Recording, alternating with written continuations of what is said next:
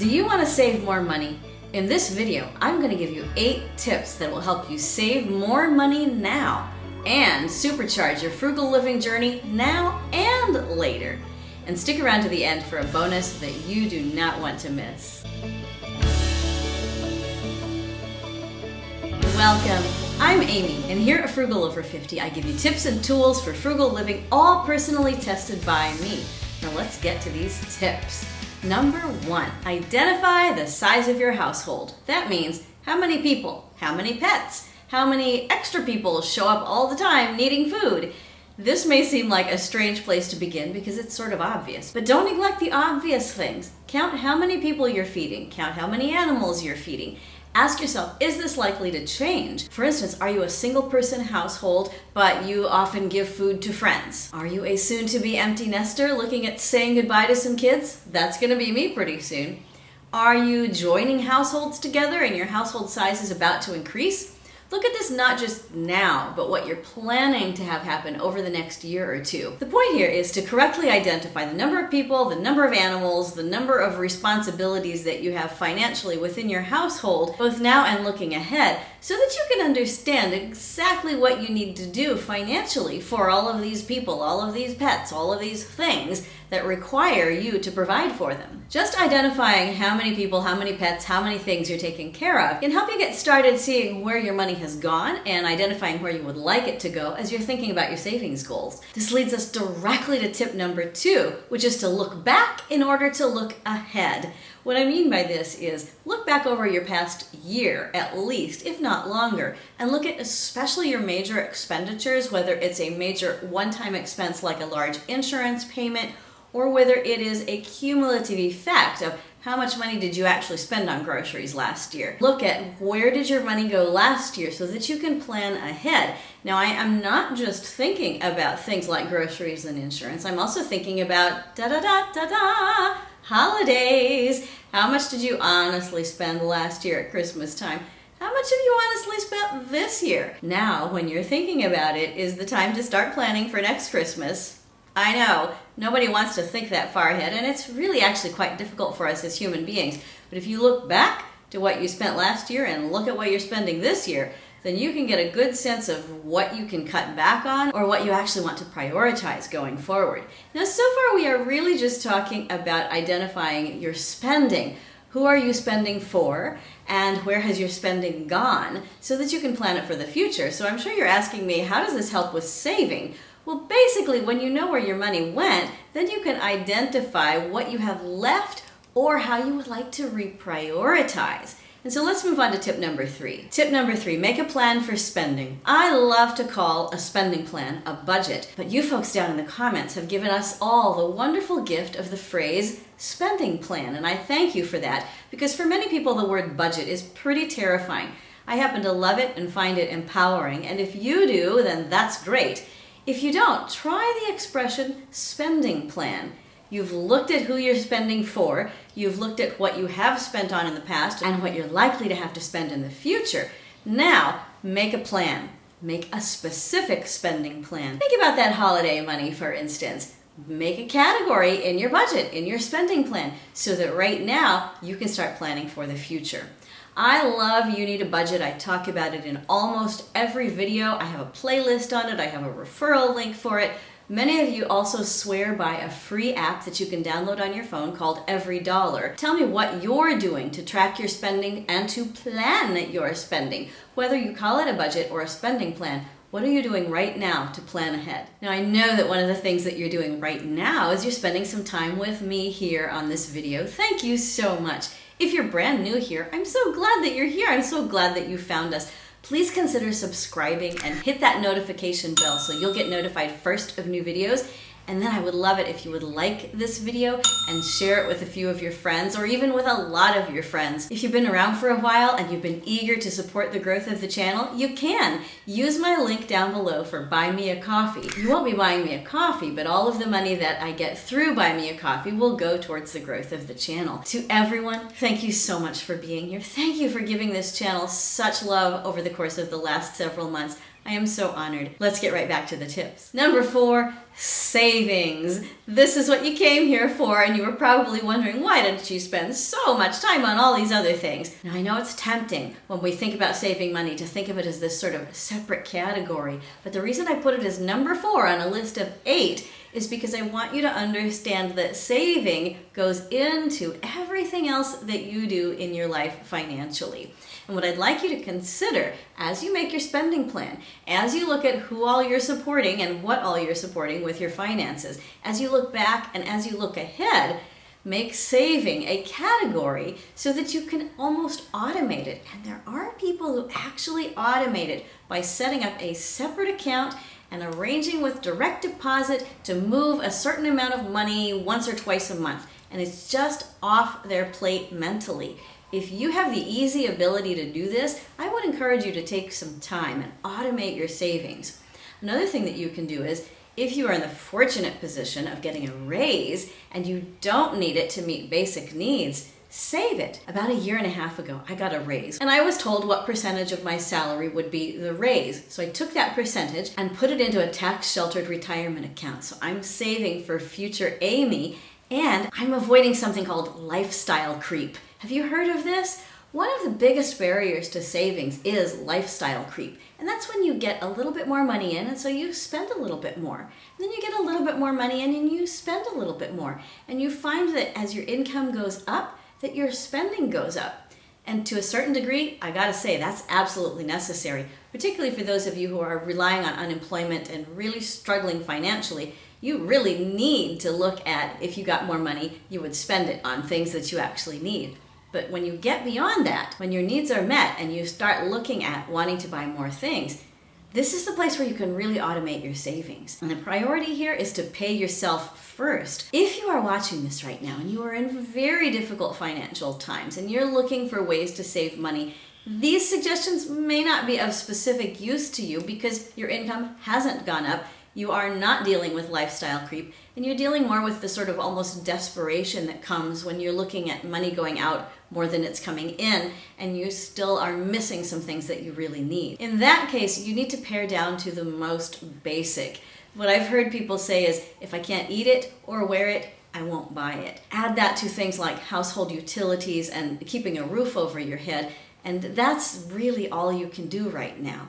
But keep these ideas in mind for future so that when your needs are met, you can add to your savings. And for those of us who can add to our savings right now, let's do it. Tip number 5 is one I've had people ask me about. How do you increase your income working from home, doing side hustles? And I can kind of see in 2020 what you mean by that. You are looking to increase because you're either worried about losing a job or you have already lost a job and you're trying to figure out how to make money really quickly. The unfortunate answer is that for most of us, for the vast majority of us, there's no immediate answer for working from home or for getting a side hustle that's going to bring in money that will replace all of what we have lost. And if you are in a really desperate place with your income, first of all, I feel for you. I really do. And I wish that I could offer you, do this now and your income will increase tomorrow such that you will have no financial worries. I can't give you that assurance, unfortunately, but I can ask you to look at what you have that could generate income. Everything from selling things to looking honestly at the skills you have. Things that you can do from home generally include things like tutoring, teaching English online, surveys that you can take that generate a tiny bit of income, selling extra possessions or things that you don't need or things you just need to get rid of. These are the kinds of things that you can do that can bring in a little bit of quick cash. Then you also want to look at ways that you can update your resume. Even if it feels very desperate right now, you want to take time to look honestly at what your skills are and how you can promote yourself to employers that may be out there looking for employees just like you. Tip number 6, identify your shopping personality. There are 2 extremes here. One is the cheapskate who doesn't buy things even when they need them and ends up really suffering as a result. And the person who goes shopping all the time just to feel better and doesn't even think about what they're getting, they're just thinking that they need to feel better. And everything in between. You want to identify, why do you shop and when do you shop? And think about your shopping habits as either contributing to your savings behavior or taking away from your savings behavior. Let's say that you have automated your savings. You've identified how you're going to make it so that you're saving money every single month. And let's say that you have identified ways to increase your income, or at least increase the potential for income when that becomes possible for you. Now remember what I said earlier about lifestyle creep? This is where shopping really gets us. Either we keep ourselves down so low that we actually damage ourselves. And I've been around conversations from people who say things like they put off going to the dentist because it was expensive and they didn't want to pay for it. Similarly, I've seen people talk about saving lots of money by, say, not buying fruits and vegetables. Well, that's not great for now, and it's really not great for the future. It makes you not do well physically because we need fruits and vegetables in our diet. So if you're the sort of person who tends to underspend, maybe because of a history of poverty, or maybe because you're really, really worried right now and worried about the future, even if your finances are okay, then make your savings category something you can count on automatically, and then go ahead and buy that apple. It's okay. Now, if you are the sort of person who shops for therapy, this is the time to pull back and say, what do I actually need? Shopping is consuming, and it's possible to consume and consume and consume endless amounts of products and services and things that you think will make you feel better, but it never works. Once you get past your needs being met and a certain comfort level being met, there's nothing that buying that thing is going to give you except a hole in your bank account. And then that hole in your bank account leaves a little hole in your psyche, and if you try to fill that hole in your psyche with more shopping, then you get another hole in your bank account. And then the hole in your psyche gets a little bit deeper and your emotions get a little bit heavier. And then you go shopping again, and the cycle keeps on repeating itself. So stop that cycle by asking yourself, what do I actually need right now? And it's probably pretty simple. You probably need a drink of water. You probably need a snack. You probably need to get out in the fresh air. You probably need to wash your face. You probably need to take a nap. You probably need to read a good book. You probably need to pull away from that social media account that terrifies you because that person seems to really have their life together and you feel like you don't. You probably need to do basic things to take care of yourself. And real true self-care doesn't cost a whole lot of money. Also think about what can you do instead of shopping. Maybe you can bake bread. Maybe you can sew a dress. Maybe you can make a craft. Maybe you can declutter. Maybe you can fix your car. Maybe you can vacuum the house. There's always something that you can think of to do that will be productive and that will lead you to a better place than just shopping all the time. And once you've identified your shopping personality, then you can understand why you didn't have much for savings, or why, even though you had a huge savings account, you didn't have much in your house. Think about a balance there. You do need things, and you need savings. Tip number 7, pay down debt. Again, this is a tough one in this time in history when a lot of people are actually incurring debt. But if you're in a situation where you can look ahead to the possibility of paying down some debt, especially in the new year, then I would encourage you to make a plan for that. And you may have to find a balance between automating your savings and automating paying down some debt. Now, let's say that you have $200 a month to work with. You could decide to put $100 of that into savings and $100 into paying down debt. You could also decide to put all $200 into paying down debt, or you could decide to put, say, $150 into savings and $50 into paying down debt. And you want to balance that according to your priorities both now and in the future. If you have high interest debt, for instance, you may feel very motivated in the new year to put a lot more money towards paying down debt and a lot less money toward accumulating savings. But if 2020 has taught us anything, it is that a more robust savings account is very helpful. And so I would encourage you to think about balancing that. Definitely look at paying down debt, but also always be adding to your savings. If you're just getting started thinking about how to save more money and you're thinking about paying down debt, then I would encourage you to go back and look at all of these tips again as you decide what to allocate. Once you have decided how much money to allocate each month, maybe divide it in half. Half towards debt payment, half towards building up your savings. And see how that feels, and then adjust the proportions according to what your priorities and your needs are. But think about this. If I spend $50 paying down debt now, then that's $50 I don't have to use to pay down debt later. And later on, that $50 can go into savings. So savings and debt might seem like opposite things, but they're really not. Think about them together. And now we come to tip number 8. plan in some treats for yourself. All of these tips so far have been extremely practical, and if you've been around for a while, you know that I have an extremely practical mindset, and sometimes I forget this myself. I forget in the middle of looking around and seeing who all I have to provide for, and where my income has gone, and how to plan for the future, and how to automate savings, and how can I find a side hustle to increase my income, and how do I balance all of that with the need to pay down debt. And it's important that we plan in our spending plan, in our budget, in our savings plan for some treats. And I mean little things that you can do now. $5 per paycheck just for fun. That might be a big thing that you could do, or you might allocate a bit more depending on your budget, your income, and your particular need for treats. And then think about treats for the future. Do you have, for instance, a short-term savings goal for something that you'd like to get in the next year or two? That might not go into your automated savings, but maybe it's a savings treat that you're going to give yourself next year at this time. Whether it's that special chocolate bar that you get just once a month when you go to the grocery store, or whether it's a short-term saving because you really actually do want to get that new phone as soon as you can afford it, plan for treats. It's okay to be a little bit indulgent. And guess what?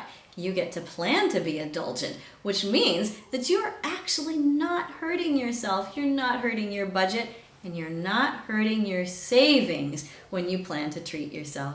This leads to a bonus tip. I almost always want to leave you with a bonus tip. And my bonus tip is take care of yourself on this process. Many of you have poured out your hearts to me and to each other in the comments about what your needs are, what your priorities are, what your struggles are with your finances and with saving money, with planning spending, with taking care of yourself, with taking care of family members, with looking ahead to retirement.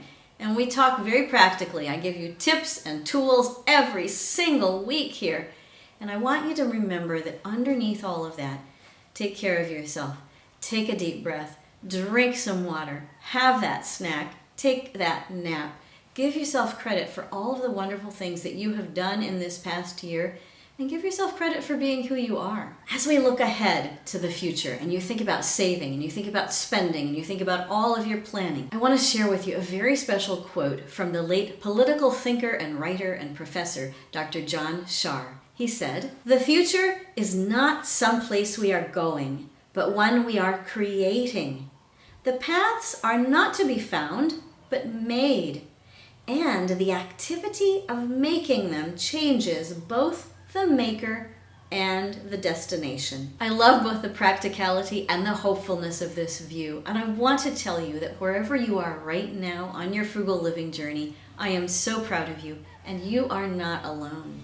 Take the next step, live frugally, change your life, and you'll change your world. I can't wait to see you again soon. Bye-bye.